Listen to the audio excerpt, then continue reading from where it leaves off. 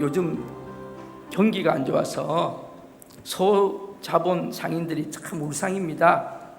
그런데 어떤 김밥은 늘 미소를 짓고 살아요. 미소.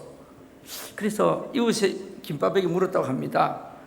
우리는 경기가 안 좋아서 죽겠는데 너는 뭐가 그렇게 좋아서 싱글벙글이니? 물었더니 그 김밥이 대답합니다. 나는 죽어도 갈 곳이 있어서 그렇다 그러더랍니다. 그래서 넌 도대체 죽어서 어디로 가니? 그랬더니 이 김밥이 하는 이야기가 그래 나는 김밥 천국이야. 요즘 한국에 김밥 천국이 유행한다는 걸 아십니까? 사람이요 죽으면 갈 곳이 있다는 게 참 복입니다. 여러분 갈 집이 있으시죠? 그러니까 불안하지 않잖아요. 혹시 오늘 이 자리에요 외국에서 오셔가지고 혹시 갈 집이 없는 분들은 저한테 오세요. 제가 재워드릴 테니까. 안식처가 있다는 것은 참 큰 복입니다. 하나님 나라의 영원한 안식처는 우리에게 참 평안으로 함께 하십니다. 오늘 예배드리는 여러분들에게 이 평안이 있으시기를 축복합니다. 우리 주님께서 세우신 교회는요 어느 시대를 막론하고 언제나 부흥해야 합니다. 그게 하나님 뜻입니다. 주님 오실 때까지요 교회는요 살아서 역사해야 합니다. 그게 하나님의 뜻입니다. 저와 여러분이 교회입니다. 우리 한 사람 한 사람이 우리가 천국 갈 때까지 또 주님이 이 땅에 오셔서 이 세상이 마지막 종말이 올 때까지 우리는 다 건강해야 하고 위대한 부흥을 맛보아야 할 줄로 믿습니다. 오늘 본문에 있는 말씀은요 에베소에서 일어났던 위대한 부흥에 대한 기록입니다. 오늘 본문의 배경은 바울의 3차 선교 여행 때 일어났던 일입니다. 바울의 선교 여정 중에서 제일 신경을 쓰고 심려를 기울였던 사역지가 바로 이 에베소입니다. 바울의 3차 선교 여행 기간을 4년 정도로 봅니다. 그 중에서 3년을 이 에베소에서 보냅니다. 사도행전 20장 31절의 말씀을 한번 우리 볼까요? 20장 31절 말씀 우리 같이 한번 읽어볼게요. 20장 31절 성경책 한 장만 더 넘기시면 되니까 성경책 있는 분 보시고 없는 분들은 우리 앞면을 보시면 되겠습니다. 시작. 그러므로 여러분이 일깨어 내가 3년이나 밤낮 쉬지 않고 눈물로 각 사람을 훈계하던 것을 기억하라. 몇 년이나요? 3년이나 밤낮 쉬지 않고 눈물로 각 사람을 훈계하던 것을 기억하라. 바로 이곳이 에베소 지역입니다. 여러분 이 짧은 한 구절 속에 에베소에서 바울이 어떻게 사역했는지를 우리가 알 수 있습니다. 내가 여러분들을 3년이나 밤낮 쉬지 않고 눈물로 각 사람을 훈계하던 것을 기억해 주세요. 거대한 부흥의 중심에는 바로 선포된 하나님의 말씀이 있었습니다. 이 말씀은 사도 바울에 의해서 2년 동안 두란노 서원에서 담대히 선포된 말씀입니다. 처음 사도 바울의 설교는 유대인이 모이는 회당 중심으로 이루어졌어요. 그러다가 이 말씀이 점점 이방인대로 갔어요. 그런데 오늘 본문에는 보면 그 말씀을 듣고 유대인들이 순종하지를 않았어요. 그 말씀을 따르지를 않았어요. 그래서 결국은 그 말씀이 두란노 서원으로 넘어가게 된 것이죠. 우상과 미신으로 가득 차 있던 이 에베소 교회에 어떻게 그렇게 놀라운 변화의 바람이 일어날 수 있었는지 오늘 우리는 이 말씀을 보면서 우리 교회와 여러분 가정들이 부흥이 일어나기를 바랍니다. 에베소의 부흥은 어떻게 시작되었죠? 오늘 9절 말씀입니다. 우리 9절 10절 말씀을 우리 한 목소리로 함께 같이 읽겠습니다. 어떤 사람들은 마음이 굳어 순종하지 않고 무리 앞에서 이 돌을 비방하거늘 바울이 그들을 떠나 제자들을 따로 세우고 두란노 성원에서 날마다 강론하니라. 2해 동안 이같이 하니 아시아에 사는 자는 유대인이나 헬라인이나 다 주의 말씀을 듣더라. 에베소의 위대한 부흥은 말씀이 이제 모든 사람에게 심겨지면서 시작되었어요. 바울의 가장 큰 선교 전략은 바로 복음 선포였어요. 가는 곳마다 복음을 선포했습니다. 그런데요, 맨 처음에는 어디서 복음을 선포했죠? 어디서요? 8절에 보니까 바울이 회당에 들어갔어요. 그래서 석 달 동안 함께 복음을 전파했는데, 여기서 유대 사람들이 말씀을 받지 않으니까 결국 두란노로 옮겼어요. 이 두란노 서원이 에베소에 있습니다. 저도 에베소에 한번 가봤는데 지금도 그 두란노 서원이라는 터가 남아있고 약간 건물이 남아있습니다. 그곳에서 2년을 사도 바울이 가르칩니다. 이 두란노라고 하는 이름은 그 당시에 유명한 철학자 이름이 아니겠나, 사람 이름이에요. 그 사람의 건물이 두란노 서원이에요. 그런데 그 건물 주인이 두란노인데 오전 11시부터 오후 4시까지는 늘 비어 있었어요. 왜 그랬을까요? 날씨가 너무 더워서 사람들이 일을 할 수 없었어요. 그래서 그 시간은 낮잠 자는 시간입니다. 바로 그 시간을 사용해서 하나님의 말씀을 날마다 선포했던 것이 바로 두란노 서원입니다. 당시에 이 시간이 날씨가 매우 덥기 때문에 대부분의 사람들은 그곳을 오질 않았어요. 사도 바울은 이런 악조건 속에서 매일같이 하나님 나라의 부흥을, 하나님 나라의 복음을 전했습니다. 10절에 보니까 몇 년 동안 했다고요? 네, 2년 동안. 아시아에 사는 자는 유대인이나 헬라인이나 다 주의 말씀을 듣더라. 여러분, 부흥에 필요한 것은 바로 하나님의 말씀이 사람들에게 심겨지는 것입니다. 여러분 가정이요, 부흥이 되고 싶으십니까? 여러분 가정이 뭔가 영적으로 살아나고 싶으세요? 여러분의 삶이 뭔가 변화받고 싶으세요? 그러면은 그곳에는 반드시 하나님의 말씀이 심어져야 합니다. 주님의 말씀이 살아 역사하여야 하는 것입니다. 저는 오늘 이 아침에 여러분의 심령 속에 이 하나님의 말씀이 살아 움직이기를 간절히 축복합니다. 고린도후서 2장 17절 말씀입니다. 우리 같이 한번 읽어볼까요? 고린도후서 2장 17절 시작. 우리는 수많은 사람들처럼 하나님의 말씀을 혼잡하게 하지 아니하고 곧 순전함으로 하나님께 받은 것 같이 하나님 앞에서와 그리스도 안에서 말하노라. 아멘. 우리는 수많은 사람들처럼 하나님의 말씀을 혼잡하게 하지 않고 순전함으로 하나님의 받은 것 그대로 하나님 앞에서와 그리스도 안에서 너희들에게 말한다. 여러분, 이 말씀의 부흥이 심령의 부흥을 일으키는 것입니다. 주님의 뜻이 뭘까요? 하나님이 우리에게 주신 뜻이 뭘까요? 먼저 이 말씀이 우리 속에 심어지기를 하나님은 원하시는 것입니다. 저는 우리 교회 처음 부임해서 이제 다음 달이 되면 딱 만 2년이 되는데 하나님 앞에 무릎 꿇고 기도하면서 새벽마다 기도하면서 깨닫는 것은 말씀이 심어져야 된다. 말씀이. 그래서 제가 제자 양육을 시작했고요. 작년에 30명이 수료했고 올해도 지금 한 30명이 이제 이번 달에 수료하게 될 것입니다. 이제 이 한 60여 명이 2기 사역반 과정을 시작할 것입니다. 지도자 과정을 시작할 것입니다. 이분들이 이제 1년 정도 교육을 받아서 앞으로 이분들이 1:1 양육과 라이프 스터디와 제자 양육을 가르치게 될 것입니다. 저는 그 기간을 한 3년에서 4년으로 잡고 있습니다. 그 기간이 지나고 나면 우리 교회가 이제 놀라운 일이 벌어질 것입니다. 평신도들이 곳곳에서 주의 말씀을 증거하는 역사들이 일어나게 될 것입니다. 여러분, 하나님의 말씀이 없는 교회는요, 무너집니다. 저는 분명히 봤어요. 인간의 힘으로 모였던 교회들은 다 무너집니다.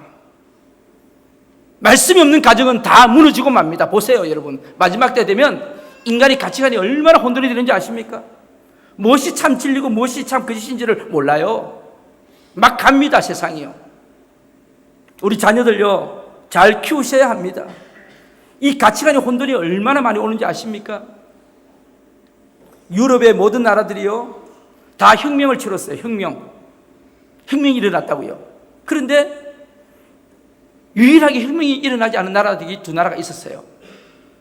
미국과 영국은 혁명이 일어나지 않았어요. 혁명을 맛보지 못했어요. 왜 그런지 아십니까? 바로 그 시대에 찰스 핀이나 무디나 웨슬레 같은 위대한 복음 선포자가 있었기 때문에 그 나라는 물이 들지 않았어요. 지금 우리 조국 대한민국이 종북 세력 때문에 이 주체 사상 때문에 굉장히 헷갈립니다. 왜 그런지 아십니까? 지금 대학가마다요, 그 사상을 심어주는 교육들이 얼마나 일어나는지 아십니까? 무섭습니다, 여러분. 사상은요, 무서워요. 공산주의가 시작될 때 몇 사람 시작 안 했어요. 그런데 그 공산주의가 전 세계 3분의 1을 잠식했어요. 여러분, 이 사상이 얼마나 무서운지 아십니까? 우리 자녀들요, 말씀으로 양육하세요. 저는 우리 영유아부부터 장년부로 이르기까지 우리 교회가 이제는 예배 때마다, 주일 때마다 말씀이 살아 움직였으면 좋겠다. 그래서 우리 중고등부가 이제 다음 주부터 한 달에 한 번은 이제 처음 예배는 같이 시작하다가 말씀 시간이 되면 저쪽 방으로 가서 이제는 따로 말씀을 들을 거예요. 왜냐하면 그 아이들의 눈높이에 맞는 말씀을 전하기 위해서 우리 교육자도 있으니까. 지금 형편상 애들이 찬양도 하고 합주단도 하기 때문에 따로 분립하면 예배 드리면 참 좋은데 그게 안 돼서 생각해낸 것이 이제는 말씀 시간이 되면 가서 따로 듣는 거예요. 한 달에 한 번 한번 그렇게 들어보라는 거예요. 그리고 끝나고 나면 바로 성경 공부로 들어가라는 겁니다. 여러분, 중고등부 6년을 거치면서 그래도 기독교가 뭔지, 하나님의 말씀이 뭔지 그걸 붙잡고 졸업해야 될 거 아닙니까? 그걸 못하니까 많은 젊은이들이 결국 교회를 떠납니다. 왜요? 좋을 때는 좋았어요. 교회 오니까 재미나거든요. 놀 친구도 있고. 그런데 그게 끝나니까 끝나는 겁니다. 여러분, 말씀이 없는 가정은요, 말씀이 없는 교회는요, 반드시 무너지게 되어 있습니다. 이거는 기독교 역사의 법칙이기도 합니다. 이 성경을 없애려고 얼마나 많은 사람들이 이 성경 말살 정책을 세웠습니다. 그런데 이 성경은 지금도 꿋꿋하게 살아 있습니다. 여러분, 하나님의 말씀은 살아 있습니다. 라틴어 성경을 마틴 루터가 독일어로 번역을 했어요. 그 어려운 라틴 말이 귀에 들어오지 않았는데, 여러분, 가톨릭에서 미사할 때 다 라틴어로 했어요. 무슨 말인지 못 알아들어요. 그러니까 평신도들은요, 가만히 있다가 뭐만 따라하는지 아십니까? 네, 신부님이 하시는 말씀 그대로 믿습니다 하면 아멘, 그것만 따라하면 돼요. 그게 미사예요. 뭐 귀에 들립니까, 말씀이? 그러다가 마틴 루터가 종교개혁을 일으키면서 성경을 독일어로 번역을 했어요. 독일 사람들 귀에 말씀이 자기 나라 말로 들리기 시작했어요. 그랬더니요, 놀라운 일이 벌어졌어요. 독일이요, 전 세계 학문의 중심 언어가 되었어요. 독일어가. 모든 예술의 음악의 총본부가 독일이 되었어요. 여러분, 왜 그랬을까요? 말씀이 흥왕하니까 민족이 흥왕해지는 겁니다. 여러분, 유럽의 나라를 보세요. 저 나라가 가장 발달했을 때가 언제인지 한번 가서 보세요. 그래서 유럽 관광은 무슨 관광이라고요? 교회 관광입니다. 맨날 가면 교회만 보입니다. 교회만. 그래서 한국 사람들이 이제 교회 그만 보자 그럽니다. 가면 재미가 없다고. 왜냐하면 성당, 교회 그거밖에 없어요. 왜냐하면 그 나라의 문화가 그거거든요. 가장 세계를 제패했을 때, 가장 하나님의 말씀이 왕성했을 때가 세계를 제패했던 거예요. 여러분, 영국이 해지지 않는 나라가 됐을 때가 언제인지 아십니까? 바로 영국 사람들이 최고로 신앙생활 잘할 때가 그때였어요. 미국이 세계의 패권을 쥐고 가장 전성기 때가 언제인지 아십니까?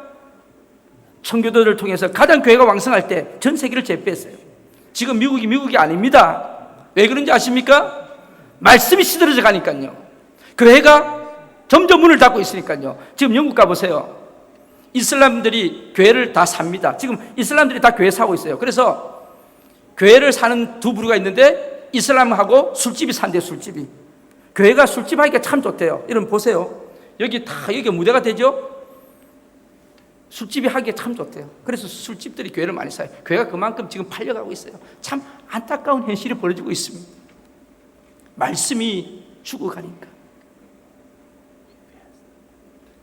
또한 오늘 본문에 보면은요, 이 말씀이 선포되니까 말씀 앞에 원수의 방해가 생깁니다. 9절 말씀입니다. 다시 확인해 볼까요? 9절 시작. 순종하지 않고 무리 앞에서 이 돌을 비방하거늘 바울이 그들을 떠나 제자를 따로 세우고 두란노 소원에서 날마다 강론했다. 여러분 잘 깨달으세요. 여러분 가정에, 우리 교회에 말씀이 선포되려고 하면 방해가 생깁니다. 방해가. 이건 영적인 거예요. 여러분, 우리 가정이요, 뭔가 한번 하나님 앞에 바로 살아보려고 기도해보자, 이제는 잘해보자 하는데 사건이 터져요. 그거 잘 보셔야 돼요. 오늘요, 사도 바울이 회당에 가서 하나님 나라의 복음을 전하려고 하니까 어떤 일이 벌어져요? 사람들이 마음이 굳어졌다. 유대인들이 마음이 굳어졌어요. 마음이 굳어진 것은 불순종이 원인이에요. 그런데 굳어진 것만 그치지 않고 어떻게 됐어요?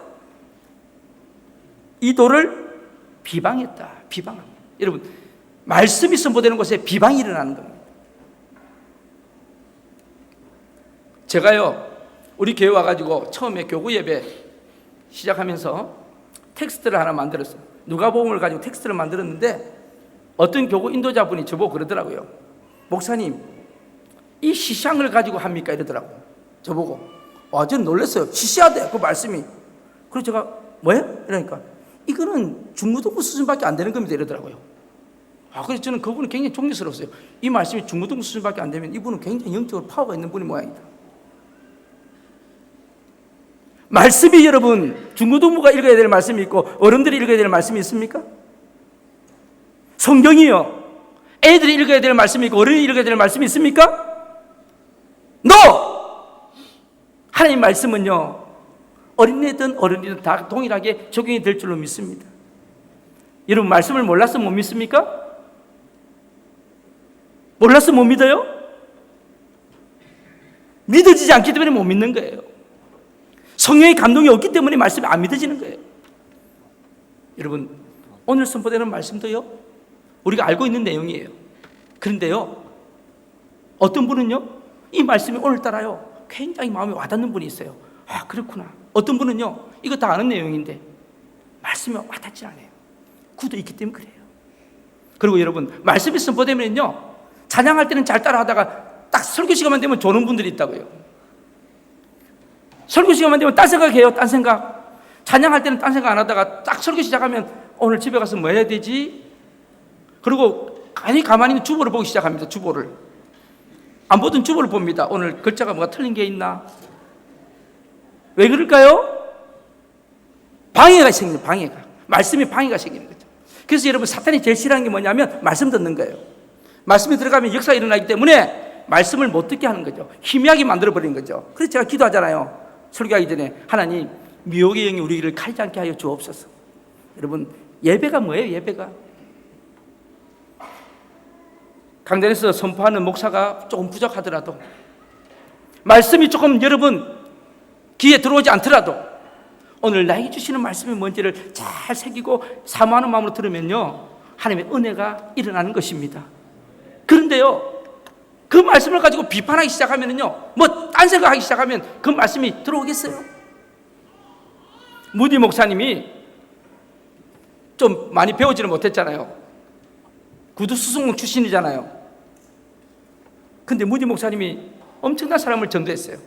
하루 설교를 했는데 그 설교하는 시간에 끝나고 나니까 어떤 영문학자가, 그건 이제 미국의 영문학자겠죠? 끝나고 난 뒤에 무디 목사님이 찾아와서 그러더래요. 목사님, 오늘 목사님 말씀하는 가운데 문법이 24군데가 틀렸습니다. 문장이 틀린 게 몇 가지가 됐는데 이것은 이렇게 바꿔야 됩니다. 정확하게 꼬집어 주더래요. 그래서요, 무디 목사님이 감사합니다. 저는 그렇게 부족합니다. 근데 저는 이렇게 부족해도 최선을 다해서 하나님 말씀을 선포하려고 하는데 교수님은 그 좋은 재주 가지고 하나님 영광을 위해서 뭘 하고 쓰십니까? 여러분들, 말씀이 선포되어질 때 설교자의 말씀도 중요하지만 말씀 받는 사람의 마음도 중요하다고 저는 생각합니다. 그래서 여러분, 옥토밭이 되는 거하고 돌짝밭이 되는 것은 완전히 다른 거예요. 오늘 여러분, 이 아침에요, 예배 드릴 때 이런 마음을 가지고 오신 분이 있을 거예요. 하나님, 제가 지금 너무 몸이 아픕니다.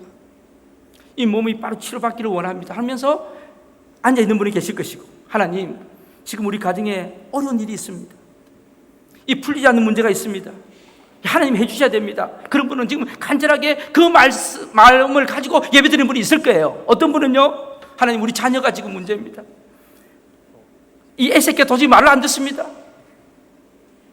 교회 나가면 교회도 안 나가고 몬테치스 골라가면서 하고 어떻게 하면 좋습니까? 하면서 이렇게 앉아있는 분도 계실 거예요.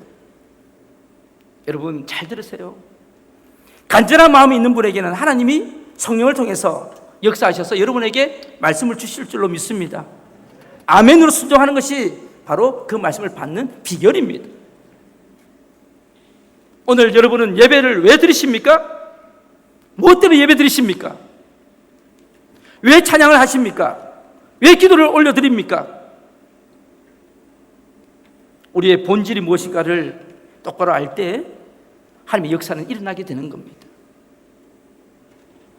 이 에베소는 2년 동안 사도 바울이 그 방해가 일어났는데도 불구하고 방해가 일어나니까 회당에서 두란노로 옮기면서도 2년 동안 끊임없이 하나님의 말씀을 선포했더니 에베소가 위대한 하나님의 도시가 된 줄로 믿습니다.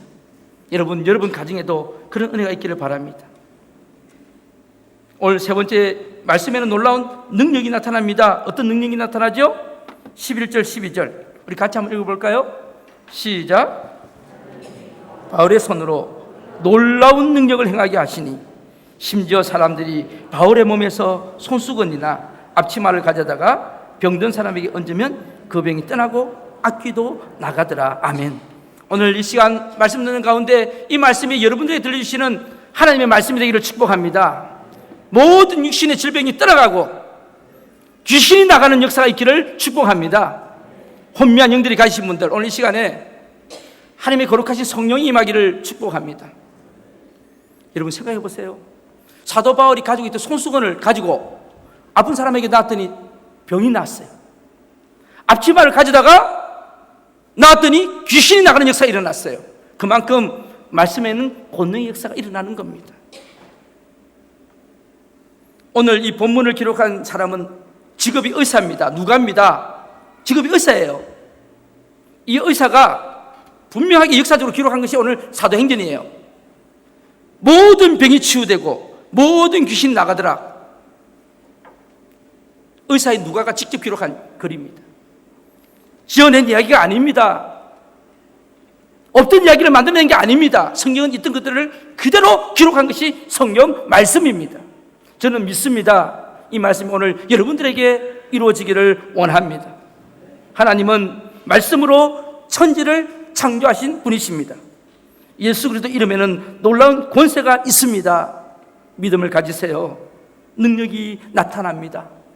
말씀을 선포하세요. 놀라운 기적이 일어나게 될 것입니다. 우리가 말씀 안에 붙들려 있기만 하면, 하나님께 붙어 있기만 하면 능력이 자기도 모르게 채워지는 역사가 일어나게 될 줄로 믿습니다. 어떤 병아리가요, 아빠 닭한테 이야기했대요. 아빠, 이 벼슬은 왜 있죠? 닭 벼슬 있잖아요. 벼슬이 왜 있지? 그랬더니 아빠가 대답합니다. 아, 그건 말이야, 적들에게 우리의 위험을 나타내기 위해서 벼슬이 있는 거야. 또 물었어요. 그럼 이 뾰족하고 우리 부리가 왜 이렇게 뾰족하고 날카롭죠? 그랬더니 아, 그것은 적들을 무자비하게 공격하기 위해서 하나님이 주신 거야. 또 물었어요. 그럼 목소리는 왜 이렇게 커요? 닭 목소리 크잖아요.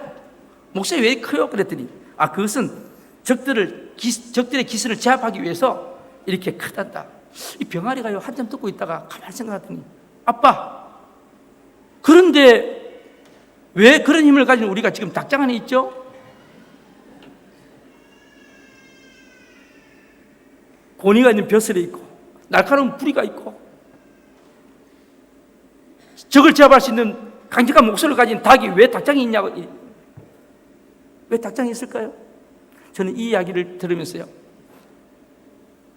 하나님의 자녀가 되었고 말씀의 권능 속에서 놀라운 기적을 베풀 수 있는 능력이 있고 하나님을 아버지로 믿는 그리스도인들이 왜 무능력하고 닭장에 있냐 이거죠. 왜 변화가 없을까요? 참 안타깝습니다. 왜 믿음의 역사가 일어나지 않을까요? 저는요, 그리스도인이라면요, 예수 믿는 사람이라면요, 이름만 그리스도인이 아니기를 바랍니다. 여러분 삶 속에서도 그런 역사들이 일어나기를 원합니다. 이 더운 날씨에. 그렇지 않으면 여러분 이 자리에 앉아있을 필요가 뭐 있어요? 저기 시원한 데 가서 그냥 골프나 치시면서 교제나 나누시니까 훨씬 좋잖아요. 이렇게 땀 삐질삐질 흘리시면서 이 자리에 앉아있을 필요가 뭐가 있을까요? 여러분, 이 비밀을 깨달아지면요 놀라운 은혜를 체험할 수 있습니다. 신일덕 장로님이라는 분이 계세요. 대한항공에서 조종사만 30년 하신 분이에요. 목동 모교회 장로님이세요. 이분은요 승객을 태우고 늘 출발할 때마다 이렇게 인사합니다. 그 기장이 마이크 들고 인사하잖아요, 그죠? 비행기 타면 이렇게 이야기합니다. 할렐루야, 신일덕 기장입니다. 이렇게 이야기한대요. 그리고 이렇게 이야기한대요. 이 비행기에는 하나님이 동승하고 계십니다. 아름답고 편한 재미난 여행이 되시기를 바랍니다. 아무도 막을 수가 없어요. 왜냐하면 저분은 장로님이니까 뭐 저렇게 하겠지 하고 놔둬버린대. 그런데요 이분이요 어느 날 신혼여행 31쌍 한 60여 명을 태우고 일반 승객까지 해서 한 150명을 태우고 한국을 출발해서 사이판 공항으로 가는데, 사이판 공항에 내리기 직전에 이제 이 유압 장치라고요, 이 하이드롤릭을 이걸 당기면 바퀴가 이렇게 내려오는 모양이에요. 그걸 15분 전에 작동되는지 안 되는지 체크를 해야 되는데, 이 유압 장치를 딱 당기니까 바퀴가 내려지를 않는 거예요. 바퀴가 내려오지를 않는 거예요. 작동이 안 되는 거예요. 그래서 관제소에 연락합니다. 우리 이게 작동이 안 된다. 그랬더니 관제소에서 최후의 통첩이 왔어요. 동체 착륙해라. 동체 착륙. 여러분 동체 착륙이 뭔지 아세요? 바퀴 말고 그냥 몸으로 내려오는 거예요. 그 순간에 여러분 동체 착륙하게 되면 위험이 뭐냐면 비행기가 반쪽으로 부러질 수도 있고 수많은 사람들이 화재가 나서 죽을 수도 있어요. 그래서 승객들한테 지금 우리 비행기는 동체 착륙할 것이니까 안전벨트 잘 매라고. 얼마나 불안했겠어요. 그때 이 신일덕 장로님이요 부기장한테 조종석을 맡기고 난 뒤에 이분이 내려왔어요. 옆에서 내려와서 바로 그 조종석 옆에서 무릎을 꿇었어요. 그리고 장로님이 마음속에 그랬대요. 적어도 내가 교회 장로입니다. 하나님을 믿는 사람입니다. 제가. 그런데 하나님을 믿는 사람이 운전하는 비행기가 사고가 나서 사람이 죽으면 하나님께 영광이 되겠습니까? 그러면서 무릎을 꿇고 간절히 기도합니다. 하나님 살려주세요. 살려주세요. 장로가 조종하는 비행기가 고장나면 말이 되지 않지 않습니까? 하나님 살려주세요. 간절히 기도하는데요 이분 글에 보면 자기 몸이 약간 붕 뜨는 느낌을 들었대요. 약간 몸이 붕 뜨는 것처럼 하던데 하나님 음성이 들렸대요. 두려워하지 말라. 내가 너와 함께 할 것이다. 놀라지 말라. 나는 너의 하나님이다. 내가 너를 도와주리라. 이 음성을 들었어요. 이 장로님이요 하나님께 영광 돌리고 부기장한테 눈을 뜨고 야 유압장치 다시 한번 당겨봐. 딱 당기는 순간에 바퀴가 한쪽이 툭 나오더라고요. 또 밖에 나오더라는 거죠. 무사히 착륙했습니다. 수많은 사람들이 환호성을 지르고 박수를 치고 그 옆에 있던 부기장이요 그분이 하나님 모르는 사람인데 부인이 절에 다니시는 분인데 미국으로 이민을 갔대요. 그분이 이민을 가서 거기서 신학 공부하고 지금 목사가 되었대요.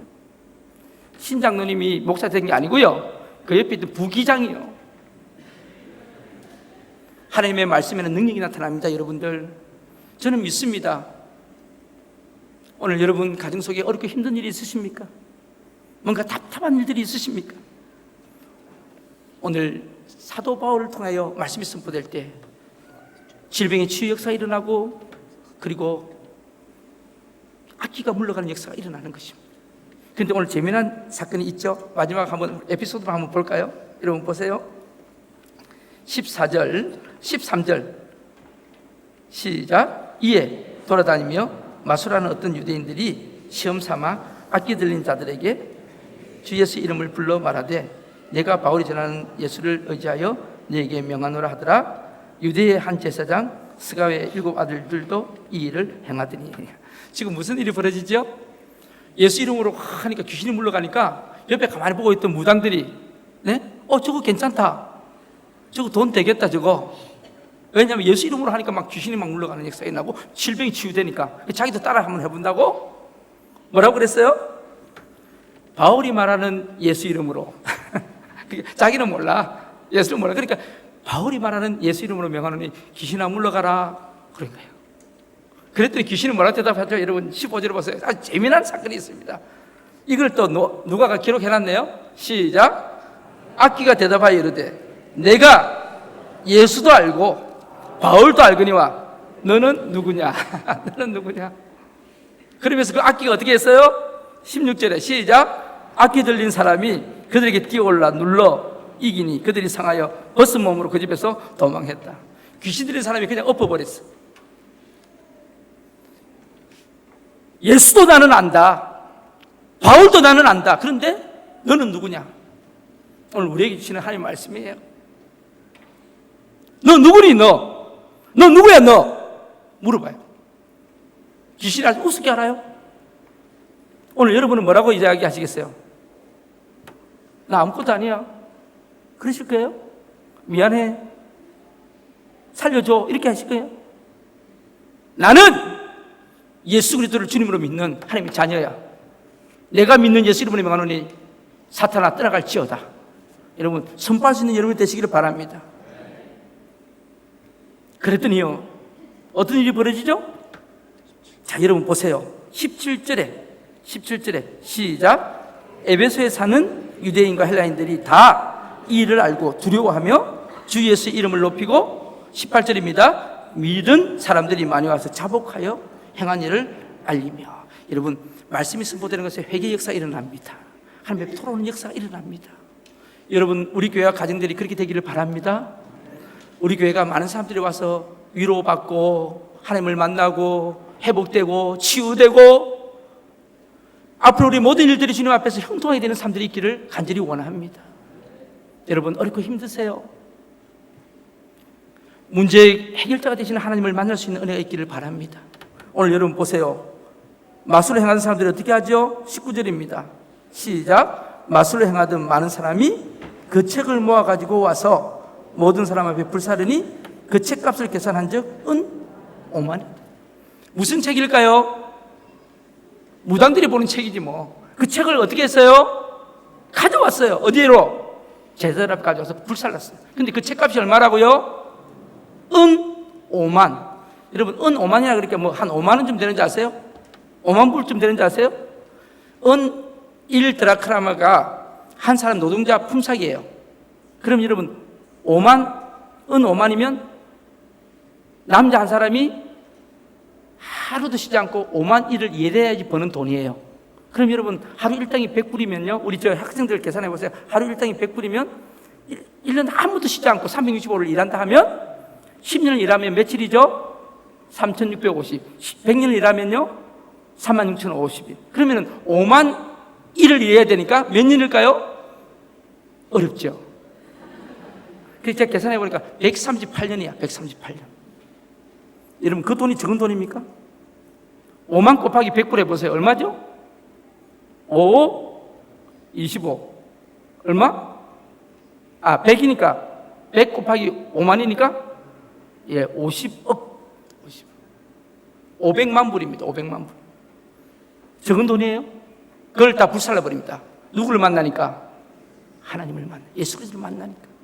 여러분 예수 그리스도를 만나게 되면요 놀라운 일이 벌어지는 겁니다. 저는 우리 오클랜드 한인 교회가요 이 놀라운 일에 중심이 되기를 바랍니다.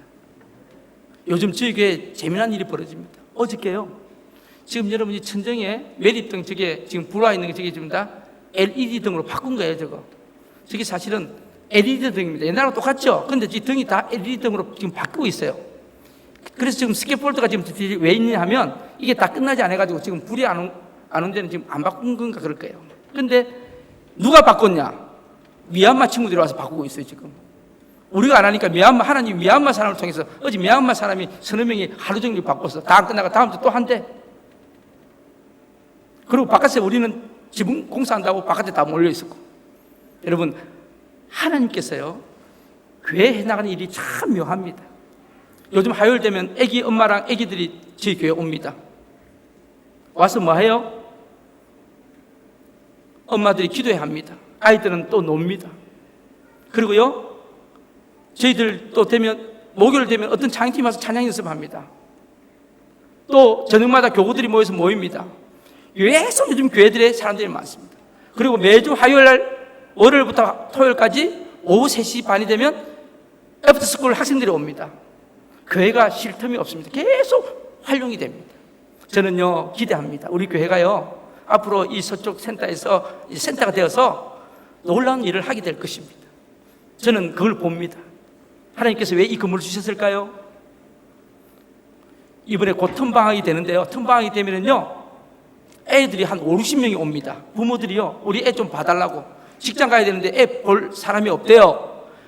제발 좀 데리고만 있어 달래요. 그런데 우리 한 목사님이 두 부부가 애 60명을 볼 수가 없어요. 볼 수가. 이 수영장 한번 데려가려고 그래도 입장하려고 그러면 보호자가 있어야 돼요. 그래서 제가 따라가서 입장시켜주고 오는데 모자라요. 사람이 모자라요.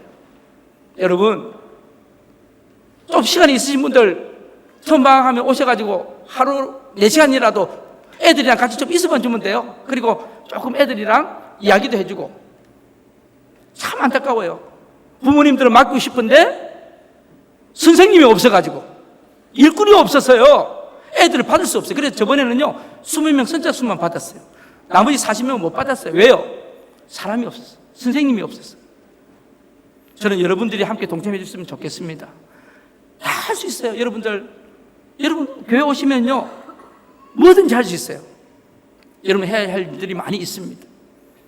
오늘 이 에베소에 일어났던 이 말씀의 권세와 능력이 우리 교회도 일어나기를 간절히 축복합니다. 기도하십시오.